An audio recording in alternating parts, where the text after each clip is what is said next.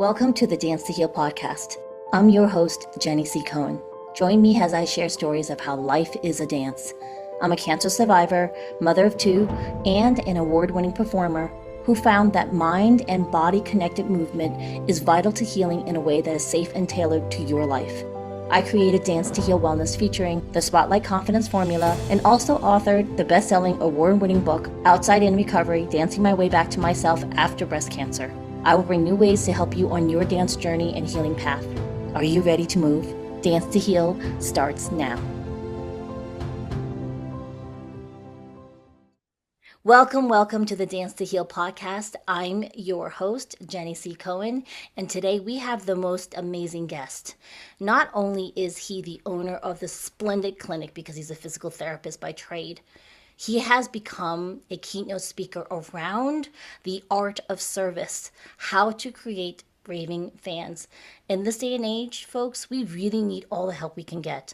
Seriously, I promise you, you will be in for a treat with Regie Tiu.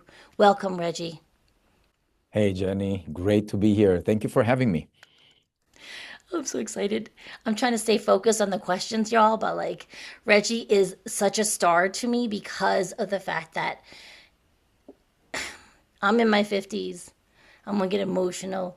I love seeing Asian American men step up in leadership, and you really move me by being willing to step up and be seen. Okay, because we're both in memberships, my wonderful audience family, where we're being called to be almost anti-Asian. Okay, so my audio people, Reggie's Asian, okay, like me. Sometimes our names don't. You can't see that. And for us to be visible is a big thing here in America. And we love being here in the States. It's also a learned skill for us to be visible. And I love the fact that you're really coming out of being a clinician and being a leader on the stage, speaking about how important it is to be of service in a way that creates people that rave about you.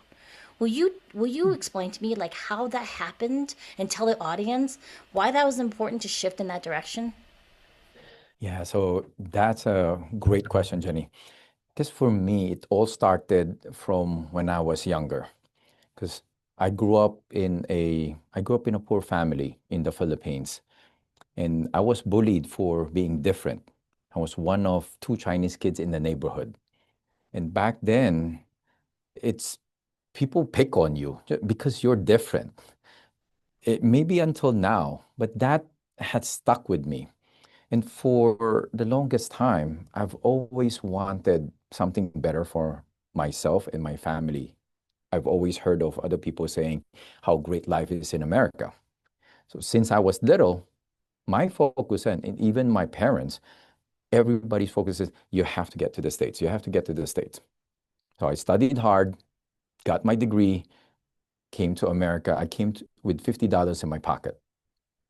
Still went through a lot of hardships, humiliation and embarrassment, even betrayal, until one day when I got fired from my job. I had more than 10 years.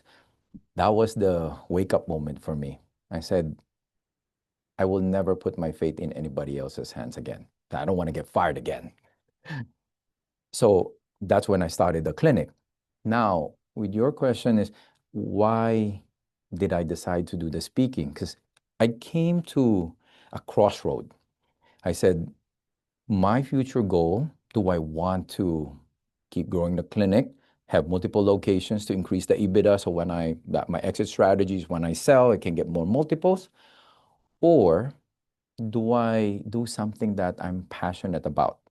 And for the longest time, I've always had this something in me, maybe because I was bullied and I didn't have a voice growing up. Nobody listened to me. People thought that they treat you like you're dumb or something, like your opinion don't matter.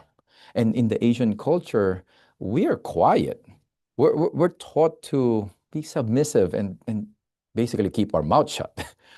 So I've always had that something in me that I wanted to share my story because I know I can motivate people, inspire people who have been in the same journey with nothing, coming to America, have a better life. So I decided to, instead of going growing multiple clinics, I decided to learn how to speak because it's not something that's it's not natural to me. I've been quiet my whole life. Yes, in front of my patients, I can speak, but that's different because that's my profession. I'm trained. But when you're speaking on stages or even just telling my story to other people, it's very different. And I took steps to learn how to speak, communicate better, because I want to share my message and I want to share my story with other people and what I have built in the business and guide other people, even if it's not inspiring them, even guiding other business owners, specifically service-based business owners, to be able to create the raving fans that help me grow my business from scratch. So I feel like that's the legacy I want to live and not leave behind because I want to do it right now. That's amazing. Thank you for sharing that more in depth explanation of why you shifted more into speaking about it. My wonderful audience, you're in for a treat because Reggie's now gifting anyone who would like to opt into his newsletter. You're getting the Raving Fan Blueprint. And so, what you can do is if you're watching the YouTube and you have access, you can go right to Regie, RegieTiu.com/referral, REFERRAL. What is that? What is that little dash? Dash? That Yeah, dash. The little line system, SYSTEM. Okay, so the link is also in the description if you're driving and listening to this. So don't pull over. It's fine. You can come back to the description and access it. I really do want you to also make sure you go to the YouTube because when you see Reggie's kind face, it makes it really easy to push the button and opt into his blueprint. With AI, especially now in 2026, and everything's totally shifting for us, there's a human component we really want you to know you have access to. Reggie's really accessible. Like if you want to message him on any of the social media that you're seeing him on, he'll answer your questions. You can even put questions about anything we're speaking of in the YouTube episode, and we'll go back and answer you. Because some of my people are shy, Reggie. They're a little bit more hesitant to reach out because they think, oh, are you stalking? Like they're afraid that we're going to think of they're stalkers because I have quite a lot of strange questions come to me. But if you ask us any questions on the YouTube episode, we'll be sure to answer that. Okay, just so you know that, folks. All right, so question for you, Reggie, because most of the time people think, oh, it's just because we're Asian and we're just always so willing to do things. It's not. It's just not that to create a raving fan. It's not just because we're willing to do anything you want for us. That's not what creates it, is it? No, I created that raving fan from the experience I had working in another physical therapy clinic before I started my own. Because I realized that, well, in that clinic that I worked at, when I first started working there, to give you an idea, we were 800 square feet, so it's a small clinic. In the years that I stayed there for more than 10 years, but it didn't take that long. I think after 2, 3 years, we already needed to expand. So we grew it to twice the size that it was at that time. What had contributed to that was the way we treat our patients, the way we make them feel. And then I didn't know this quote before, but now I always remember this quote from Maya Angelou is people will forget what you said, people will forget what you did, but they will never forget how you made them feel. And it just, for me, it hits home because you can tell your patient any treatment and you can tell them what their diagnosis is. They may not believe you, and definitely that's not a guarantee that they will come back to you for the treatment because most of the time patients come to us for 2 or 3 times a week for several weeks, depending on the condition. I found with my experience that when you connect with them, there's more buy-in. That you build the connection, you build that trust, and that's when they can come back. Because here's the thing, it's important for us to get our patients to come back because if they don't come back, we don't have a chance to help them. We can only help them when they come into the clinic. So when I started, we didn't have that in place. And as I talk to people, I realized that that's what really is getting them to come back.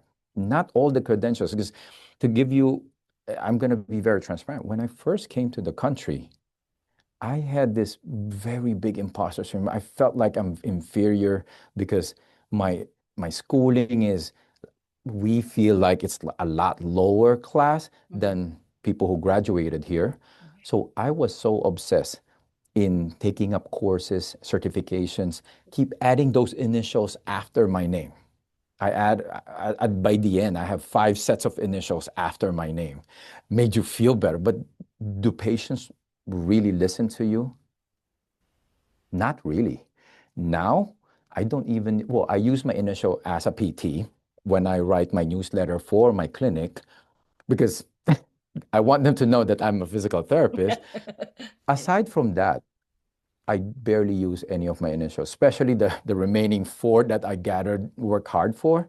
Not really. But people still, they still trust what I tell them. It's because you created that bond already with those relationship with those people. And through the years, I noticed that that's what really was growing the clinic.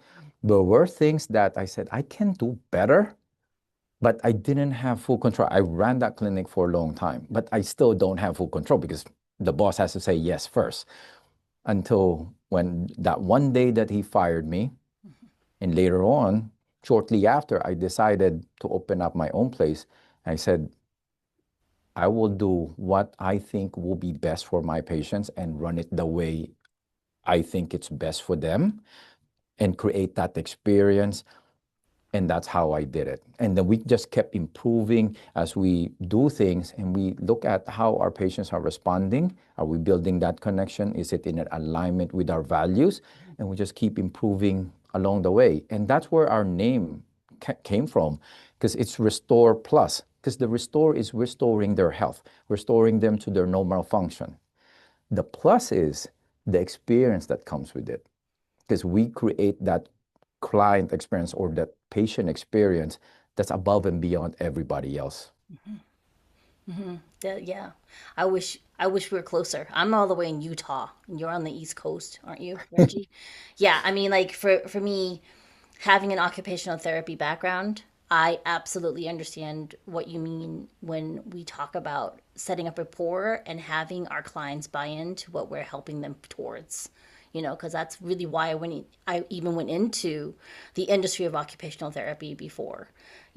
I haven't worked because I ended up just applying it to my children and homeschooling them, and then they became elite athletes. Like I still to this day cannot do a cartwheel, but they can do aerials because I could break down the movement, and I had their buy-in. Right, they were willing to work for it.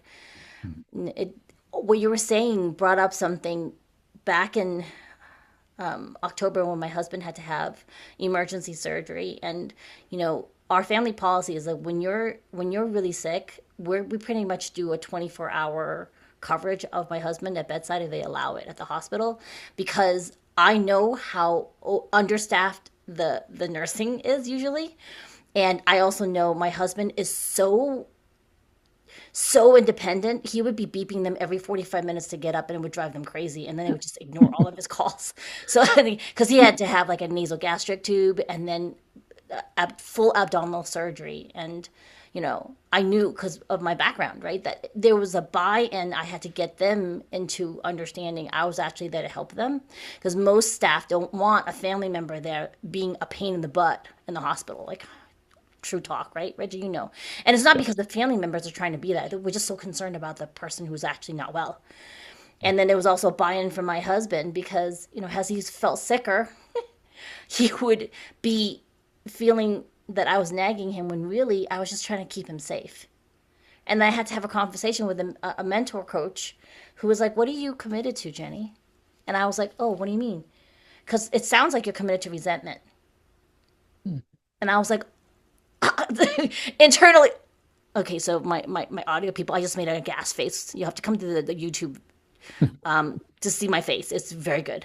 And so I was really taken back, and then I felt in my body, yes, I was committed to resentment, because it felt I was feeling resentful at point because we had already been home 3 days and he had been sleeping. So it was like 2 weeks he had been sleeping with this huge scar, a lot of like gas, all this post-op stuff that he was suffering from, and I was feeling a lot of resentment still caring for him.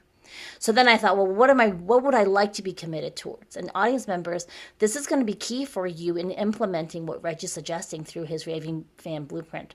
What are you committed towards? Like I thought, oh, has an OT, not because I don't love my husband. I'm not going to commit to his well-being and healing because I really have little choice in that. I can't make him better. He has to make himself better. Like, right? I am committed to providing a safe environment. I'm committed to him feeling safe. And then all of a sudden, everything shifted for me. It wasn't that I had to work really hard or do things beyond my physical abilities because I'm 57, post cancer, and full menopause. I get tired. But if I'm committed towards his safety, then that 80% of the whole process that's really like, so I'm going to swear, Reggie, I hope it's okay with you. They That's say, right. most of life is 80% bitch and 20% easy, right? Yes. Right? Like recovery folks, the process of fans and customer service basically, right? 80% of it is a bitch, folks. Like just real talk, and 20% is easy. The 100% buy-in is what are you truly committed towards? Like for me, even getting on a call and speaking to my doctor's staff, right? I'm committed to clear communication. I'm committed to like seeing them as a human being on the other line. So I rarely get any pushback unless the person's in a really, really bad mood, Reggie, in which case we can't do anything about that, right? But I'm going to really focus on my clear communication with them. And then I have had to teach my children that because they're BIPOC, they're half Asian, and so they're very hesitant to use their voices sometimes, Reggie. And so I have to click, well, what's your intent? Why are you calling them? And just stay focused on that. So, my audience members, in this conversation between Reggie and I, what would you like to commit to in having raving fans around you in your life? Mhm. That's a powerful point, Jenny. Now, one thing that you mentioned is it's interesting in my experience that when you mentioned that if they're having a bad day, maybe you can't do something about that or you can't change it. In my experience, a lot of times when we have patients, because we see thousands of patients like for the years, you're going to have patients who are not easy to handle or to connect with. And you're going to have patients that they might be on the bad day. In our case, it can happen more often or more frequent because patients come in because they have pain. I would love to think that they came in just to hang out with us, but that's not the case. So they came in with pain. So we will get those irate patients or we get the patients who are just not in a mood. I've noticed though, and this one thing is, as long as you show empathy and you still treat them with respect, they calm down. And even if at that point they don't smile and hug you, but still you'll see a change. By the end of your session, they start connecting more. Sometimes in a couple of sessions, you'll see that, oh, it's a totally different person. So I would like to invite people that even if, because we don't know what they're going through, and some of the things, the disabilities, some of these things we can't see. A lot of them actually we can't see. Still, I would invite you to show empathy to them, connect with them, still give it a chance. Because even if you don't reverse it fully at that time, but you're planting the seed, and it's important for them to know that we are for their best interest. I had patients who they come off abrupt at the beginning because they've been wronged multiple times. They've been going to clinics or doctors who have not helped them or hurt them more. And now they're so defensive, they're so guarded that they come in, okay, you know what? You're already guilty until you prove yourself innocent. So when we connect with them in such a way, and the blueprint that we have gives you the foundation. And with my staff, we have extensive training on how we communicate, how you provide that great experience to all your patients. You'll see that they open up. And it's not going to be 100%, But for most of our patients, it has made a difference. And more importantly, for the staff, they feel great about it because the fulfillment is there that they were able to connect with this person. They see a change from being rowdy or rude to being nice. And sometimes in a couple of sessions, they're like your raving fans. They're your friends. Or in our clinic, we call everybody, you're a part of our family. And then they get that sense of fulfillment too. So you have a buy-in not only from your patients, but from your staff as well. That's an excellent point. I really love this. I really love the way you reframe that because we have a saying in our family because most of the time people don't realize that they're carrying around their own outside representation of how they're feeling. Most people. And my family has a joke that they see when it shifts because when I first meet someone, I'll usually just redirect the attention back to how they're doing, even if I'm the client, because that's that's just a trick that I do. Not because I'm trying to fool them. I'm genuinely caring how that person is. So then I know what to do after. Because if they're saying that they have a bad day, then I'm going to be tailoring how I speak and request things a different way, right? And there were a couple of nights when, because there was a sofa bed that pulled out into a bed in the hospital room. So by the eighth night, I really needed to sleep because I wasn't capable anymore of caring for my husband in a safe way myself because I hadn't slept with him for the other 5 days before. So the night staff would take over and he would tell me, oh, this one was really good and this one was like just MIA. I couldn't ever get her to come back. Right. And I would see her the next morning and I would thank them both. Thank you so much for taking care of my husband while I was sleeping. And they would shift completely because they were so ready to be defensive. And Yes, I'd be like, especially. thank you so much. I really appreciate it. I had to rest.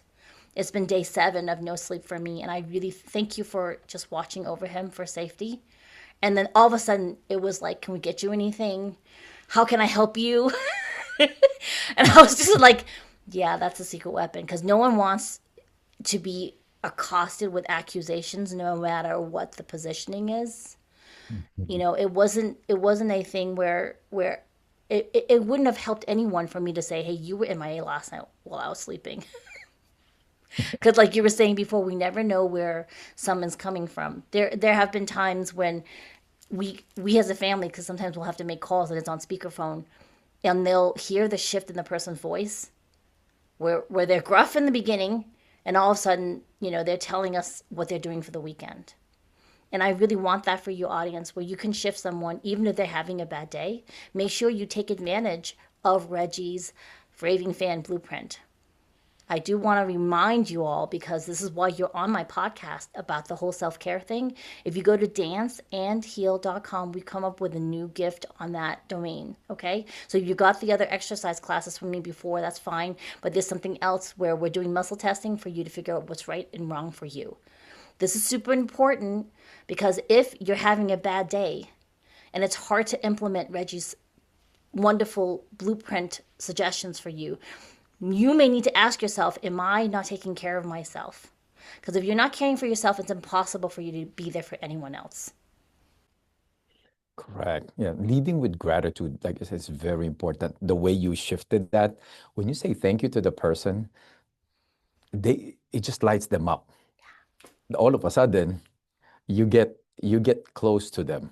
The wall comes down. The wall just comes crumbling down.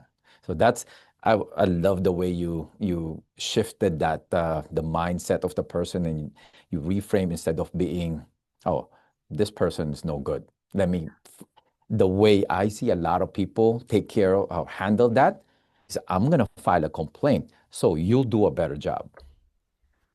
A lot of times that doesn't work because for me, my personal experience, I've been in the hospital for many times. I had 5 surgeries in my life already. When I was younger, I was joking with my friends. I should be a stockholder in the hospital because I've been in and out a lot. But one thing I notice is when the nurses, they're busy. But I love feeding my nurses. I buy them stuff because when you're nice to them, they take care of you. But if you threaten them, here's the thing. on a legal aspect. Yes, you can file a complaint or you can threaten them with that. They don't have to go above and beyond for you. They can do the bare minimum just to not be liable. So it's like, okay, you know what? I'm going to do what I can. This is a hypothetical situation. Okay, guys, I will do whatever I can to keep you alive. Nothing above that, nothing to make you comfortable. Yeah. But is that what you want? Or do you want the person to do what they can to the fullest of their ability to make you comfortable? You decide how you want to approach it, because one action can lead to them doing the bare minimum. But when you show gratitude, you acknowledge them. Yeah, even if you don't think they deserve it at that point, because they might be going through some things. They're always short-staffed now here in the hospitals. Always. Then when you lead with gratitude, you come up with a different result, which is one that I prefer to have. It's so true, Reggie.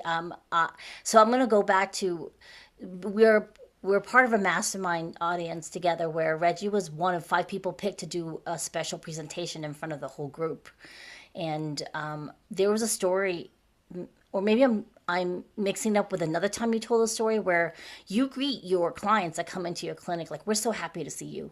Like the day's special because you're here. I remember this part from your stories. And I think everyone wants to be seen that way. So, as much as we want that for ourselves, you will get back what you give out. Remember that, my wonderful audience. If you start the day and you're in a really bad mood and you can't pull out of it and you haven't taken care of yourself and you haven't slept, you haven't gone to the bathroom, you haven't had enough hydration, you didn't eat any food, and you go out there and you're trying to be positive, but you haven't taken care of yourself, you're going to get back that to you. Like what you give out, you will come back to you. I've said that too many times, but you know what I'm saying, audience? Okay, because Reggie's like, you've said that 3 times already. I just want you to really hear it because Reggie gives out warmth and invitation and acceptance. So he's going to get that back. What are you unconsciously giving out and then receiving you don't want anymore? So part of the Raving Fan blueprint that he's gifting you is actually how do you get more of what you want in your life by what you give out? Yes, with what you said there, it hits a deep point. Is well, self-care is being selfless, right? So if you're not taking care of yourself, you're not going to be present for other people. And another time in my life that I learned that the rough way is in one of those times I had my surgeries. The doctor came in. I remember the doctor came in, so I was in my bed. I was so busy thinking, when am I gonna get out of this bed so I can go back to work? The doctor said, Reg, how can you take care of other people, or how can you get them well if you yourself are not well? So it's great that this is what you do for your audience, Jenny, because self-care is really, you start with that. It's not being selfish. You start with that so you can serve other people better. You can serve other people to a higher level, to the most that you can. And with what you said earlier, I did mention that as part of my talk there. We're not, well, my staff, we don't want our staff to greet a patient when they come in through the front door. First thing you ask them is, oh, how are you? We don't ask that. Usually that's a polite way of asking, but we don't like asking that, and this is why. Patients come to us because they're in pain. So when they come in and you tell them, Jenny, good morning, how are you? The response most of the time will be, I'm in pain or miserable. Or I had somebody answered with this way, what do you think? Actually, and that was the ending part. When the way now I'm thinking about hers, what do you think, genius? I was like, oh, so next time we're not going to ask that question. So whenever they come in, we always say, great to see you, Jenny. It is, because when you come in, well, we get the chance to change your life today. We get the chance to make you feel comfortable. And for some of my staff who have some difficulty acknowledging that, I tell them, imagine this. You have a patient coming in. Imagine you have your dollar bills coming in because with that patient, you're going to get a salary. Without that patient, you ain't going to get no salary. So for some that couldn't really get what I was telling them in greeting the patient in such a way, sometimes that makes, sometimes that connects with them. But most of the time, the staff do get it because the way when they come in, when we hire them, we hire for alignment. So that alignment in our values, we're on the same page. So they do get when I tell them that when we greet patients, we welcome them when they come into the clinic instead of just asking the polite way, how do you feel? Because most of the time, the answer is not very positive. Mm, mm. Good point. I really love the reminder of the setting and how you greet someone is going to set up how the rest of the whole experience goes for them. I love that you have your employees greet them with "It's great to see you," because who doesn't want to hear that, right? That it's great to see us or me or you. I I went on a work trip with my husband once where the newer CEO started speaking to him like they mistook him for someone else. And she didn't fix it. She didn't acknowledge it. And I remember feeling like, oh, I've had that experience when I was going through my cancer treatment and I was bald and I got to a dance event and someone was like, "Oh, Jenny, it's great to see you. How did you come up from Atlanta?" I'm like, "I'm not that Jenny. That Jenny's about this much taller and she doesn't have cancer and she has hair." And I was kind of like, "Do you know which Jenny I am?" And because like when I go away to these business trips for my husband, audience members, I'm going to tell you on a little trick I do. I have my husband show me all their pictures and I learn all their names, even if I forget it within 24 hours. But at least when I greet someone, I can act like, oh, I know who they are, because it really makes a big difference when someone recognizes you, even if they don't quite remember your face. So remember that how you see people is going to be how you're perceived.